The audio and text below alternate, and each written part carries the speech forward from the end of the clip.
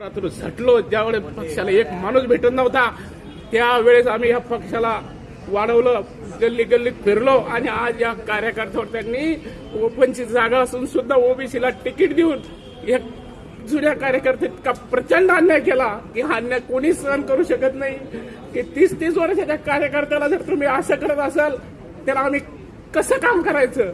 आणि अटलजींनी आणि आडवाणी साहेबांनी आणि स्वर्गीय मुंडे साहेबांनी जो पक्ष वाढवला या कार्यकर्त्याला जर तुम्ही न्याय देत नसाल तर आम्ही काय अपेक्षा करायची।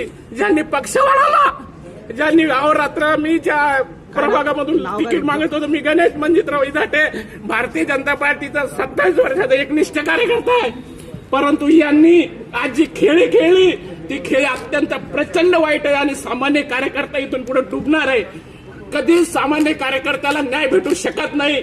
आज 27 वर्षानंतर जर मी मागच्या वेळेस ज्यांनी ओपनच्या जागेवर ओबीसी देऊन माझ्यावर अन्याय केला, यावेळेस मी त्यांना विनंती केली की मी 30 वर्षापासून कार्य करतो, परंतु यांनी आज जो अन्याय केला तो प्रचंड अन्याय, मी काहीच करू शकत नाही। माझी तुमची भावना आणि सामान्य कार्यकर्ता तुटणार आहे।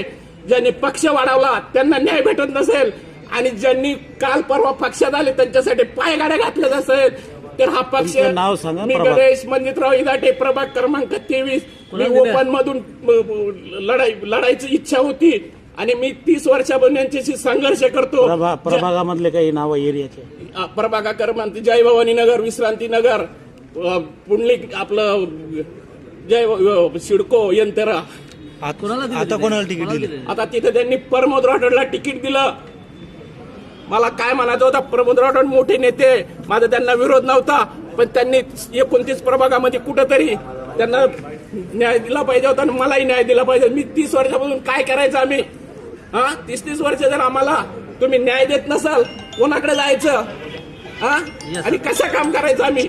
तुम्ही मग अपक्ष म्हणून तिकीट वगैरे काही फॉर्म भरणार आहे का? मी फॉर्म भरलेला आहे पार्टीकडून आणि मी पार्टीवर विश्वास ठेवला की बाबा यावेळेस ओपनची जागा ओपनला मिळणार म्हणून मी फॉर्म पण भरला।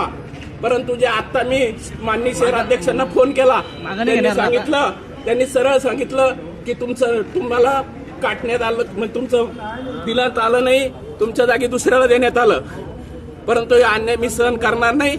मी पक्ष नेतृत्वाला एकदा पुन्हा सांगतो की सामान्य कार्यकर्त्यांनी गल्ली बोळात जाऊन ज्या काळात पक्षाला माणूस भेटत नव्हता पाणी बाजाला त्या काळात आम्ही पक्षासाठी अहोरात्र लढलो आणि दुश्मनासंग सुद्धा लढाया केल्या आणि त्या प्रभागामध्ये पक्ष वाढवला, तिथं पक्षाच्या अनेक वेळेस पक्ष निवडून आणला आणि आज आमच्यावर वेळ आली तर तुम्ही सामान्य कार्यकर्त्यांना दुर्लक्षित करता।